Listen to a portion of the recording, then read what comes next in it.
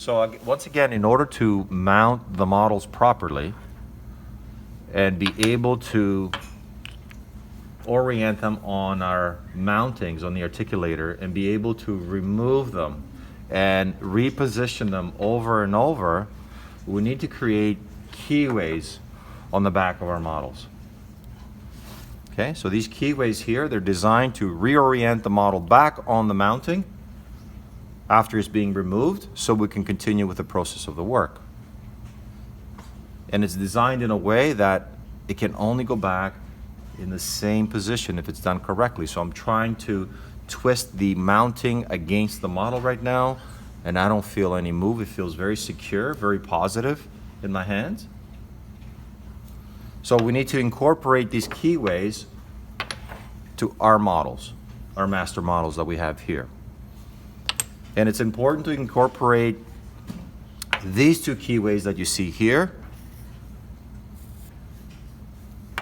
directly under the crest of the ridge on the upper as well as the lower. So you can turn it over and visually look at it and see where it fits relatively close, or you can draw a line on either side of the model and join those two lines together. So basically I've joined this line that I've extended from the crest of the ridge here and this line that I've extended from the crest of the ridge here. And on the lower, I can visually assess it and say, well, that's pretty much there. Or again, I can draw a line, extend it here. There's my line here. And then take that and that point, join them together. And somewhere in here, I need to create a keyway as well as here. So you see those keyways on the side or on the buckle sides of the model, they kind of converging towards the midline. They're not parallel to each other. They're kind of tilted in. And this one back here, it's going to run parallel to the back of the model here. So this is going to be somewhat parallel. So on the upper, we're going to have a keyway here. If you have trouble seeing it, you can certainly use a pencil as a guidance. And then we're going to have another one back here, which runs parallel to the base of the model here. So there's two methods of incorporating keyways. I like using this method here, having keyways on the inside of the base of the model. So when I reorient the cast back onto the mounting, I have a nice visual all around how this model is reoriented back onto the cast. Another way of incorporating keyways is to have external keyways on the outside of the model.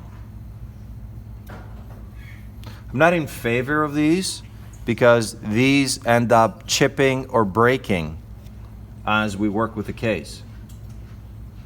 So once again, it's a tripoding effect. So we have two keyways at the back of the model, at the thickest point of the model here, and one right at the midline.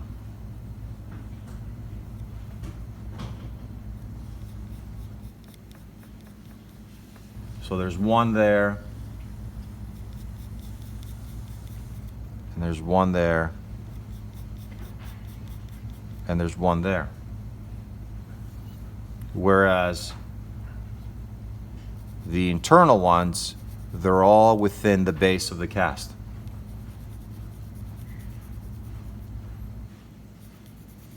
They both work fine, but in my opinion, it just creates a nicer visual when I have them all on the inside, so I can assess all of the model if it's fitting correctly. Not that you couldn't with the external ones, but again, they tend to chip and break over time.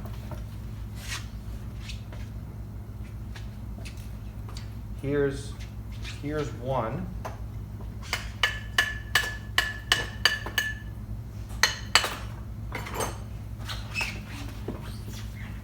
Here's one that has the external.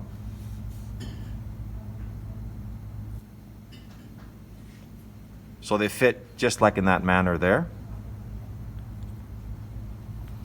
But they could end up breaking over time, or chipping, or the model breaks during the process and you don't really get a nice adaptation, so you don't get a nice feel of things coming back together. So these work well too, but they're a little more challenging to incorporate onto the mounting, whereas these ones are a little bit easier. But I'll show you how to do both. You should be able how to do both. And you can choose the ones that you want to be using throughout your practice. Okay, so on the upper, I will do the ones on the inside, and on the lower, I will do the ones on the outside. Okay? So once again, we're going to be using our lathe. We're going to be using it on high speed. And what I have here is my large egg burr. And this works really well. You definitely need to have a nice lathe, meaning the lathe needs to be well balanced. Otherwise, it creates a lot of vibration and you're not going to create nice, smooth keyways. So I'll turn it on high. Turn on vacuum.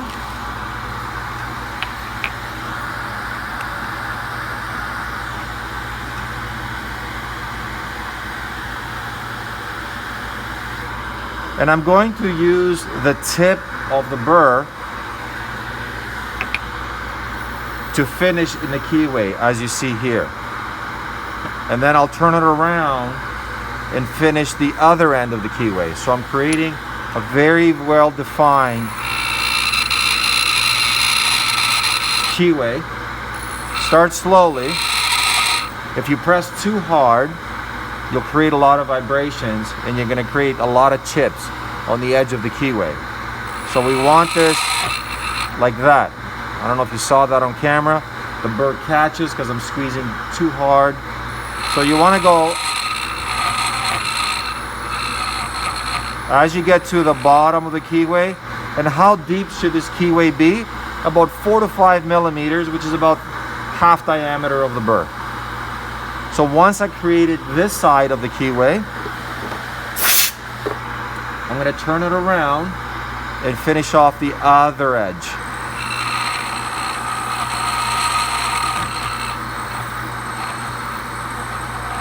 And when I get really close, I'm just going to go back and clean it up a little bit.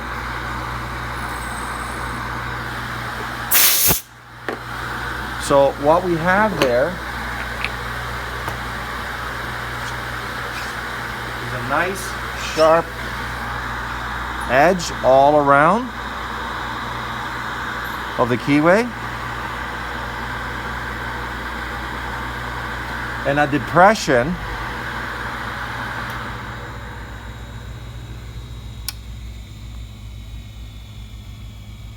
that has no undercuts in here. No undercuts at all. And well-defined edges. I think this one here needs to be adjusted a little bit. So I will continue with the other two and I'll adjust that one too. And we'll see how everything looks in the end. Just gonna clean that up a little bit. Just like that. So make sure now that if you look at the burr and the shaft of the burr lines up with the line that I've drawn here. I'm not going to go in this way or crook it that way. I'm going to line it up with whatever I've drawn there. I'll start it.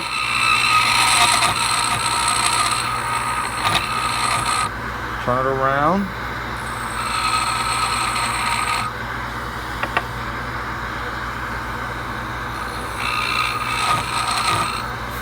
It helps if you have the base of the model slightly damp with water. It creates a smoother finish. But I think I'm managing okay.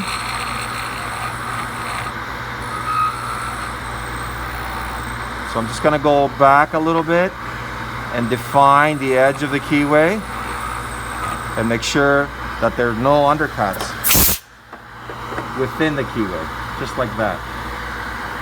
So here's my deepest portion, runs along the same line that I've drawn there, and I have no undercuts inside the keyway with a well-defined edge all around, as you can see there. I'll finish off the one in the back.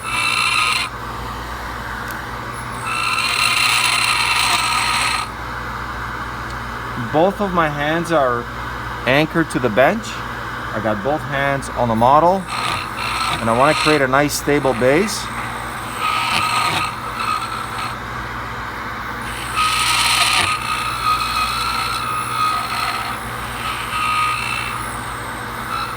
You can certainly make your keyway a little bit wider than the burr. That's fine.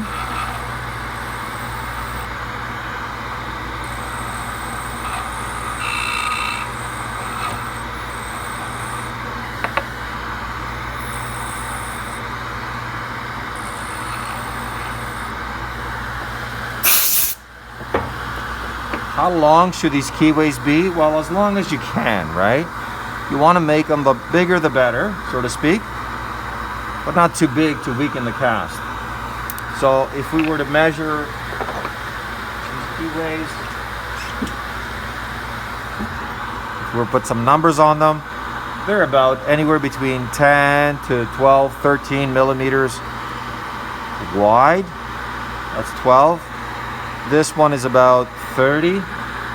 Anywhere between 25 and 30 is acceptable.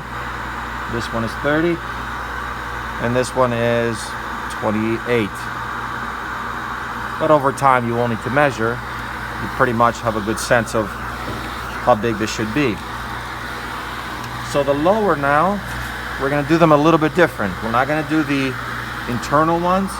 We're going to do the ones on the outside. So we're not going to do these. We're going to do these ones.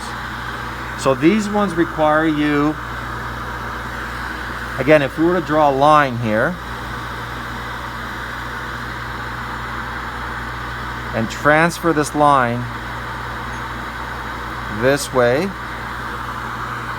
draw a line here and do that, and then a vertical line here and do that. So basically I'm drawing a line down the mid line of the model. It's important that when you introduce your burr to the model, what you don't see on camera, I'm not flat, I'm slightly angled, and I'm going to follow this line here with the angle of the shaft. So I'm going to start slowly, and as I'm getting the keyway a little bit deeper and bigger, I'm going to move my model back and forth this way to make it bigger. Otherwise, my burr is going to catch in there, and it's going to create a lot of vibration.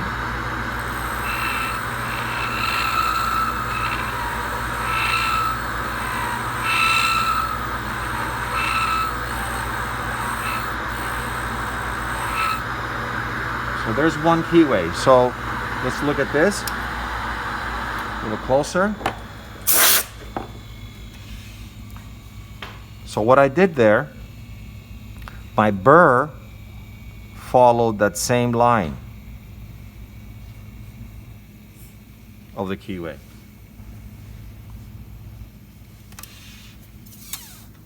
So I came in this way. Get your angle there on camera. I did not go in this way or misaligned it this way.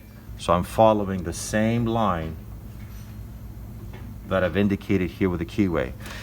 Once again, the edge of the keyway is well defined. They're nice and sharp. This is very important. You cannot have rough edges. No problem. Right? And in terms of how deep it is, I'm looking about 10 millimeters. 10 millimeters this way and about 10 millimeters that way. Okay, so where the edge was, I'm looking at about 10 millimeters to here and about 10 millimeters to here. And of course, once I carve this one here, it'll end up looking like this. Okay, so I'll do the other one. So start back and forth as you get a little deeper into the keyway.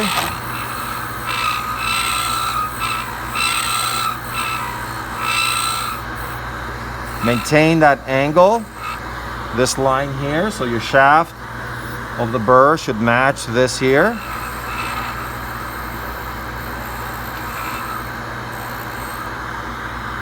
And that's it there. So it starts looking the same as the other side. So it's a very smooth finish in here as I'm feeling it with my fingertip. Very smooth. There's nothing rough about it.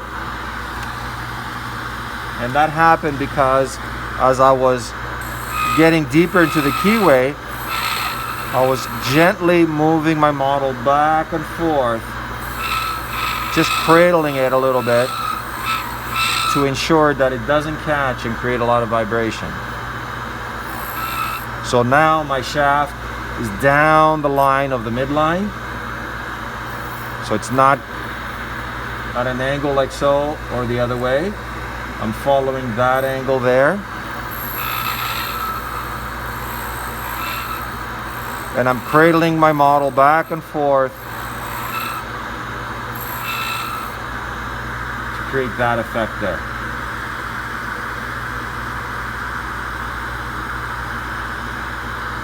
Let's give it a final look on camera. So we have that. So both of these keyways, types of keyways, are acceptable.